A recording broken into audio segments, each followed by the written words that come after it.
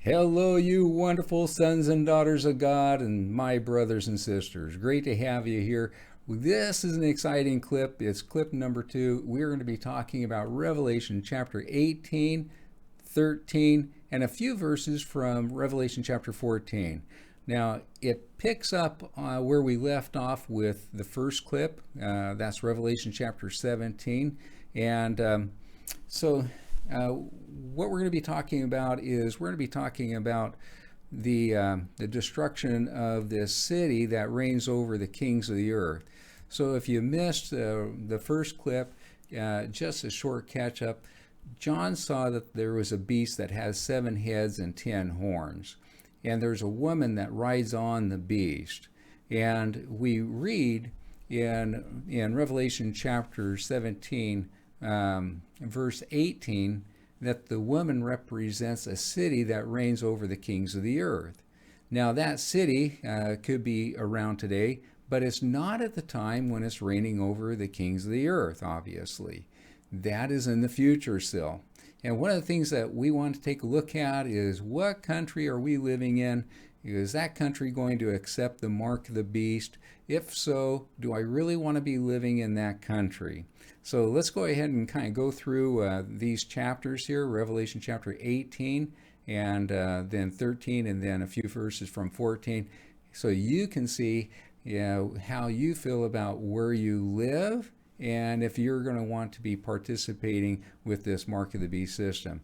Now, in Revelation chapter 17, we learned that the beast that has 7 heads, those 7 heads represent 2 things. One is that they represent 7 mountains on which the woman sitteth, and then they also represent 7 kings.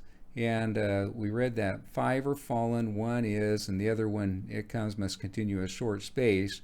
And then we learned that there's an 8th king, and the 8th king, it represents the whole image of the beast. And we learned that the 8th king gets the power, seat, and authority of Satan and goes to fight against Christ when Christ returns in power and glory. So this is a really bad guy right here.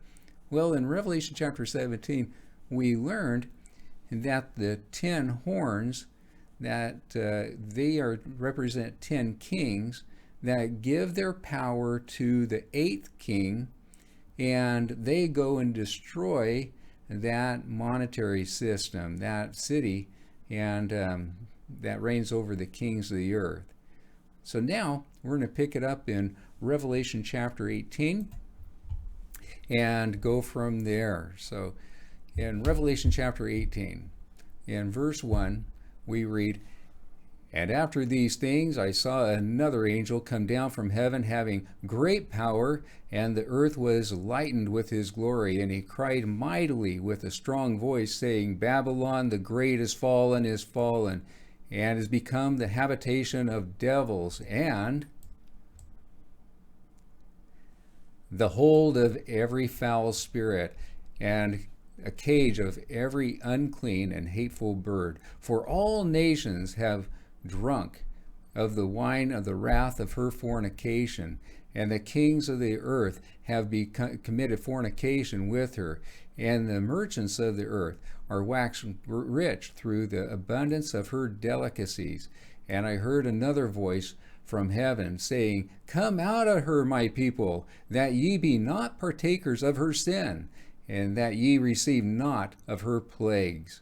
For her sins have reached unto heaven, and God hath remembered her iniquities.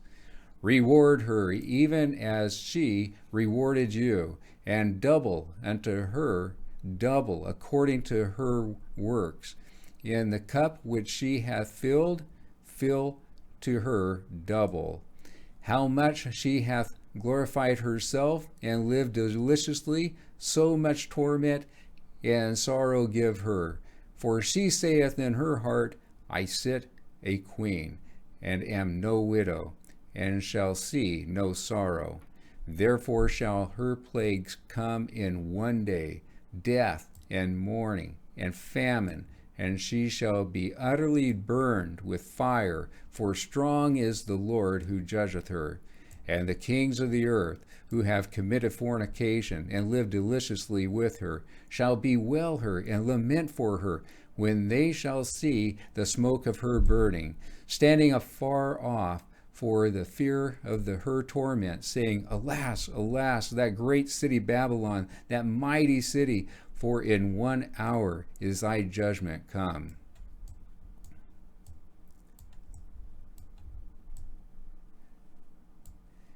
And the merchants of the earth shall weep and mourn over her, for no man buyeth their merchandise any more, the merchandise of gold and of silver and precious stone and of pearls and fine linen and purple and silk and scarlet and all fine wood and all manner vessels of ivory and all manner vessels of precious wood and of brass and iron and marble and cinnamon and odors and ointments and frankincense and wine and oil and fine flour and wheat and beasts and sheep and horses and chariots and slaves and souls of men, and the fruits that thy soul lusteth after are departed from thee, and all things which were dainty and goodly are departed from thee, and thou shalt find them no more at all. And the merchants of these things, which were made rich by her, shall stand afar off for the fear of her torment, weeping and wailing, and saying, Alas, alas, that great city, that was clothed in fine linen and purple and scarlet, and decked with gold and precious stones and pearls, for in 1 hour so great riches is come to naught. And every shipmaster and all the company in the ship and sailors and as many as trade by sea stood afar off and cried when they saw the smoke of her burning, saying, What city is like unto this great city? And they cast dust on their heads and cried, weeping and wailing, saying, Alas, alas, that great city, wherein were made rich all that had ships in the sea by reason of her costliness, for in 1 hour is she made desolate. Rejoice over her, O thou heaven, and ye holy apostles and prophets, for God hath avenged you on her. And a mighty angel took up a stone like a great millstone, and cast it into the sea, saying, Thus with violence shall that great city Babylon be thrown down, and shall be found no more at all. And the voice of harpers and musicians and of pipers and trumpeters shall be heard no more at all in thee. And no craftsman, or whatever craft he be, shall be found any more in thee. And let me go ahead and get that over there. Get this. All right, here we go.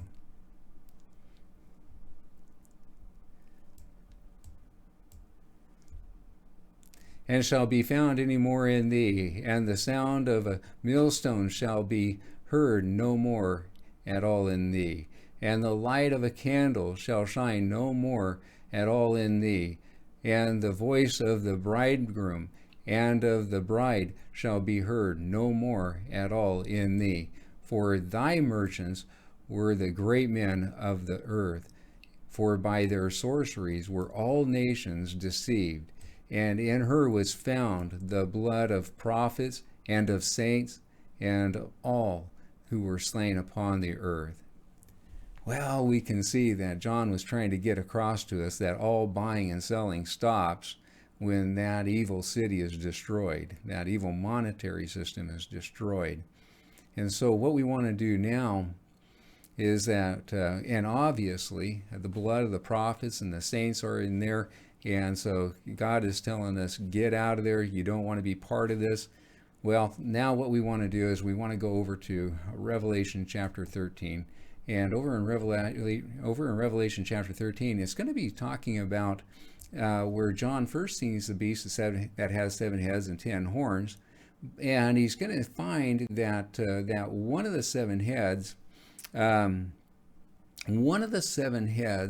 is in power at the time when that monetary system is set up. And we're going to be looking at to see a little bit more information about that. And let me go ahead. I'm just going to go ahead and turn something off here real quick before it goes off on its own. All right, here we go. Revelation chapter 13, verse 1. And I stood upon the sand of the sea, and I saw a beast rise up out of the sea, having 7 heads and 10 horns, and upon his horn 10 crowns, and upon his heads the name of blasphemy. And the beast which I saw was like unto a leopard, and his feet were as the feet of a bear, and his mouth as the mouth of a lion. And the dragon gave him his power and his seat and great authority. So in the first clip, we had used these 2 verses to find out that Satan gives the 8th king Satan's power, seat, and authority. And so this is one evil dude here. But what we're looking at is that this is the whole image of the beast at this time. And let's go ahead and continue on with verse 3. And I saw one of his heads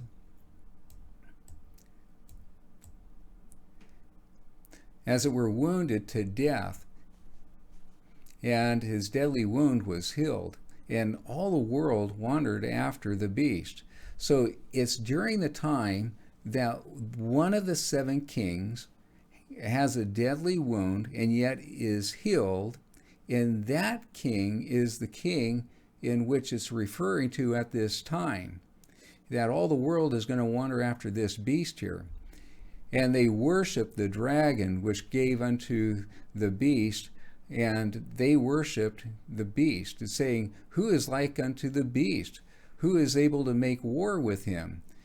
And there was given unto him a mouth speaking great things and blasphemies, and power was given unto him to continue 42 months. And he opened his mouth in blasphemy against God, to blaspheme his name and his tabernacle, and them that dwelt there in heaven. And it was given unto him to make war with the saints, and to overcome them, and power was given him over all kindreds, tongues, and nations. And all that dwell upon the earth shall worship him, whose names are not written in the book of the Lamb, slain from the foundation of the world. So there are going to be people who accept Christ, and they're not going to accept the mark of the beast. They're not going to accept it. This is fantastic news. And then look at this here in verse 9. If any man hath an ear, let him hear. I hear loud and clear. This evil monetary system is going to be set up. All the world is going to be worshiping this system, this monetary system, and we're not supposed to be part of it. I want my name written in the book. I don't want to be part of this evil monetary system.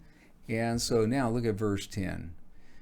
He that leadeth into captivity shall go into captivity. He that killeth with the sword must be killed with the sword. Here is the patience and the faith of the saints. So one of the things that we're going to be connecting the dots to is that I have found that there's going to be many people that can have a bright future. And I want you, your loved ones, to be part of that group. So I want to share this insight with you so you can connect the dots. You can prayerfully work with God so that you can be among those who don't have to go to battle, who don't have to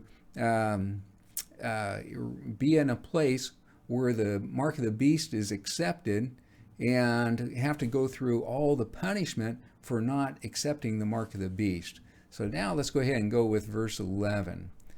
And I beheld another beast coming up out of the earth, and he had 2 horns like a lamb, and he spake as a dragon, and he exercised all the power of the first beast before him, and cometh and causeth the earth and them that dwell therein to worship the first beast, whose deadly wound was healed.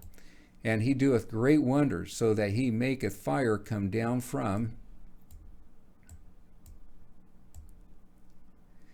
heaven on earth in the sight of men, and deceiveth them that dwell on earth by the means of those miracles which he had power to do in the sight of the beast, saying to them that dwell on the earth, that they, the people that dwell on the earth, should make an image to the beast, which had the dead wound by a sword, and did live. And he had power to give life unto the image of the beast, and that the image of the beast should both speak and cause that as many as would not worship the image of the beast should be killed. And he caused all, both small and great, rich and poor, free and bond, to receive a mark in their right hand or in their forehead, and that no man might buy or sell save he that had the mark, or the name of the beast, or the number of his name. Here is wisdom. Let him that hath understanding count the number of the beast, for it is the number of a man, and his number is 666. So this monetary system is something that these two kings convinced the rest of the world, you gotta build this monetary system in honor to this one king who had a deadly wound and yet lived, and we're going to give him the power over that, and we're going to have the mark in our hand or in the forehead or the number so that we can buy and sell. And if you don't have it, then you're going to have to be punished, and that can mean death. So you really do want to be part of this. But he convinces the world that this is such a great idea that the world goes along with it and says, yeah, we got to do it. All right. So now let's go ahead and just wrap it up with a few verses from Revelation chapter 14. In Revelation chapter 14, right over here, we're going to verse 8. And it says, and there followed another angel, saying, Babylon is fallen, that great city, because she made all nations drink of the wine of the wrath of her fornication. And the third angel followed them, saying with a loud voice, if any man worship the beast and his image, and receive his mark in his forehead or in his hand, the same shall drink the wine of the wrath of God, which is poured out without mixture into the cup of his indignation, and he shall be tormented with fire and brimstone in the presence of holy angels and in the presence of the Lamb. And the smoke of their torment ascendeth up forever and ever, and they have no rest day or night, who worship the beast and his image, and whosoever receiveth the mark of his name. So now we got to decide, do we want to accept the mark of the beast? And if we don't want to receive the mark of the beast, we got to decide, what can we do about it? And there's a lot that we can do about it, and that is what gets so exciting. And in the next clip, it's so important. We get into Daniel chapter 11. In Daniel chapter 11, it talks about a lot of kings, but within the many kings is a succession of 8 kings. And what we're going to be looking for is we're going to be looking for clues as to which of those 8 kings looks to be the king that has that evil monetary system set up in it. This is exciting. And there's a lot more information that we get out of Daniel chapter 11.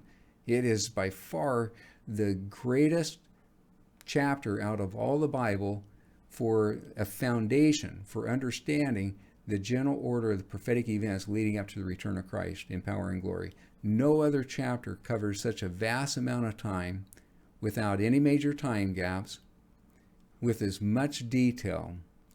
and it is just fantastic. So I'm looking forward to seeing you on the next clip.